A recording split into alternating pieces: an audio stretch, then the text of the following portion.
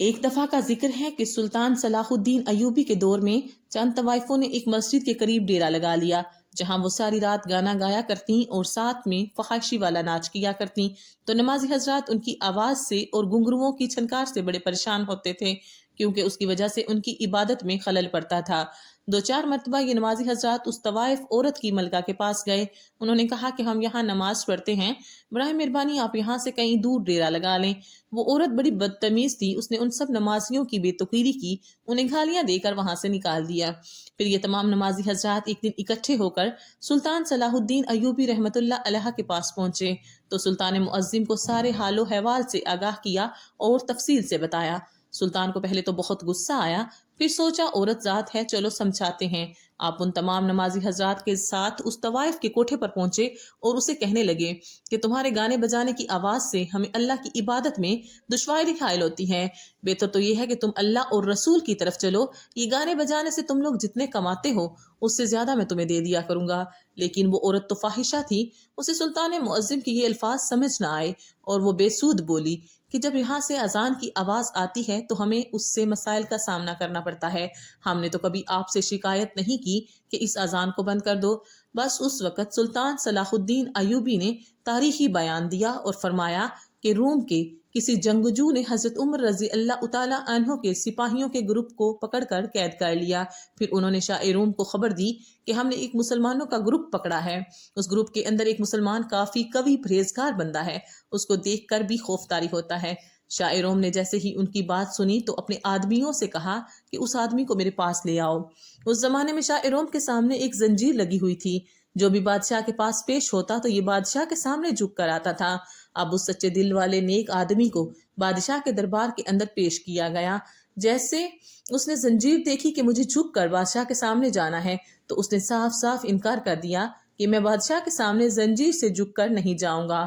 بادشاہ کو یہ بتایا گیا کہ یہ شخص زنجیر کے نیچے جھک کر آپ کے سامنے نہیں آنا چاہتا۔ بادشاہ نے کہا کہ زنجیر کو اوپر اٹھا دیا جائے اور اس کو میرے پاس لے آؤ۔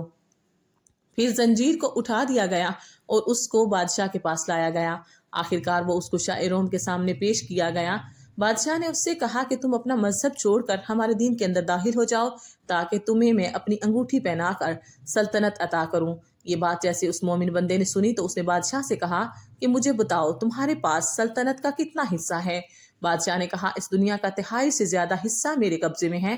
جیسے ہی اس مومن بندے نے بادشاہ کی بات سنی تو اس نے جواباً کہا اگر تمہاری حکومت تمام دنیا پر اور تمام ہیرے جواہرات پر بھی ہوتی تب بھی تم مجھے ایک اذان کے بدلے میں یہ دیتے، میں پھر بھی یہ نہ لیتا، تو آپ میرے ایمان کو نہیں خرید سکتے۔ چنانچہ بادشاہ نے دریافت کیا کہ یہ اذان کیا ہے جو تم لوگ ایک دن میں 5 مرتبہ کہتے ہو؟ پھر مرد مومن نے جواب دیا کہ اذان وہ کلمہ ہے جس کی بڑی فضیلت ہے، لیکن تم کافر کیا جانو کہ اذان دینے اور اذان سننے سے کس قدر دل کو سکون ملتا ہے۔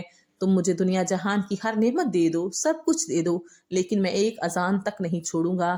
جیسے ہی شاہ روم نے یہ بات سنی تو یہ سمجھ گیا کہ اس کے دل میں حضرت محمد صلی اللہ علیہ وآلہ وسلم کی محبت کر چکی ہے، اس سے ایسے بات نہیں بنے گی۔ اس نے اپنے ساتھیوں کو حکم دیا کہ ایک دیگ کے اندر پانی ڈال کر اس کو ابالا جائے، پھر پانی کے اندر اس مرد مومن کو ڈال دیا جائے۔ شاہ روم نے سوچا کیا پتا ابلتے ہوئے پانی کو دیکھ کر ہماری طرف آ جائے۔ پھر شاہ روم کے حکم پر یہ عمل کیا گیا۔ دیگ کے اندر پانی ابال کر اس مرد مومن کو اس کے اندر ڈال دیا۔ مرد مومن نے بسم اللہ پڑھی اور دیگ کے اندر چلا گیا۔ اس کے بعد یہ دوسری طرف سے باہر آ گیا۔ یہاں پر جتنے بھی لوگ موجود تھے یہ سب متعجب، حیران و پریشان تھے۔ اس کے بعد بادشاہ نے اپنے سپاہیوں کو حکم دیا کہ اسے ایک اندھیری کوٹھڑی کے اندر ڈال دیا جائے اور اس کو 40 دن تک سوائے شراب اور خنزیر کے اور کچھ نہ دیا جائے۔ اس کو لے جا کر ایک اندھیری کوٹھڑی کے اندر بند کر دیا گیا اور اس کو کھانے کے لیے شراب اور خنزیر کا گوشت دیا جاتا رہا، اور یہ لوگ خنزیر کے گوشت پر کچھ ایسی تریاک پھینکتے تھے جس سے جو بھی انسان صرف ایک نوالا لے تو اس کے اندر مردانگی و شہوت جاگ جائے۔ اس لیے بادشاہ کے حکم پر اس کوٹھڑی میں ایک حسین و جمیل عورت بھی دی گئی تاکہ یہ گوشت اور شراب پی کر جب اس کو شہوت ہو تو اس لڑکی سے زنا کرے، اسے اللہ تعالیٰ کی نگاہوں میں شرمندہ کیا جا سکے۔ آخرکار 40 دن پورے ہو گئے، کالی کوٹھڑی کو کھولا گیا تو اس کے اندر یہ لوگ جتنا بھی سامان ڈالتے رہے وہاں پر یہ سارے کا سارا ویسے کا ویسا ہی موجود تھا، اور اس انسان نے اس عورت کی طرف دیکھا ہی نہیں۔ بادشاہ نے اس لڑکی سے پوچھا تو اس نے کہا اس شخص نے میری طرف تو دیکھا تک نہیں، حالانکہ میں نے اپنے سارے کپڑے تک اتار دیے تھے اور مجھ میں اتنی ہمت نہیں ہوتی تھی کہ میں اس کے جسم کو چھو سکوں۔ اس سے یوں دریافت کیا گیا تم نے یہ چیزیں کیوں نہیں کھائیں جبکہ شریعت محمدی میں ضرورت کے وقت یہ چیزیں کھانا جائز ہیں۔ اس مرد مومن نے کہا کیا خوب جواب دیا، اگر میں یہ چیزیں کھا لیتا تو آپ لوگوں کو خوشی ہوتی کہ میرا مقصد تو آپ لوگوں کو غصہ دلانا ہے۔ بادشاہ نے اس مرد مومن سے کہا کہ اگر تم مجھے سجدہ کر دو گے تو میں تمہیں اور تمہارے ساتھیوں کو یہاں سے خیر و عافیت سے جانے دوں گا۔ مرد مومن نے جیسے ہی بادشاہ کی بات سنی تو اس نے کہا کہ حضرت محمد صلی اللہ علیہ وآلہ وسلم کے دین میں صرف سجدہ اللہ کی ذات کو ہے اور اللہ کے سوا کسی کو سجدہ نہیں کیا جاتا۔ شاہ روم نے کہا چلو تم ایک اور کام کرو، میرا ہاتھ چوم لو، میں تمہیں اور تمہارے سب ساتھیوں کو یہاں سے خیر و عافیت کے ساتھ جانے دوں گا۔ مرد مومن نے جواب دیا کہ ہاتھ کا بوسہ دینا باپ، سلطان عادل اور استاد کے لیے جائز ہے، کسی دوسرے کے لیے جائز نہیں۔ شاہ روم نے کہا چلو تم ایک اور کام کرو، میری پیشانی کا بوسہ لے لو، میں تمہیں یہاں سے تمہارے ساتھیوں سمیت جانے دوں گا۔ مرد مومن نے جواب دیا کہ ہاں یہ ایک شرط پر ممکن ہے۔ شاہ روم نے کہا کہ جیسے تم کو منظور ہو۔ پھر مرد مومن نے اپنی آستین اس کی پیشانی پر رکھی اور اس کو چوم لیا اس نیت کے ساتھ کہ میں اپنی آستین کو بوسہ دے رہا ہوں۔ پھر بادشاہ نے وعدہ کے مطابق اس مرد مومن کو ساتھیوں سمیت چھوڑ دیا اور ان کو کافی سارا مال و زر بھی دیا۔ شاہ روم نے حضرت عمر رضی اللہ تعالی عنہ کو ایک خط لکھا اور اس خط کے اندر اس نے حضرت عمر فاروق رضی اللہ تعالی عنہ سے کہا کہ اگر یہ مرد مومن ہمارے پاس ہوتا اور ہمارے دین پر عمل کرتا تو ہم اس کی پرستش کرتے۔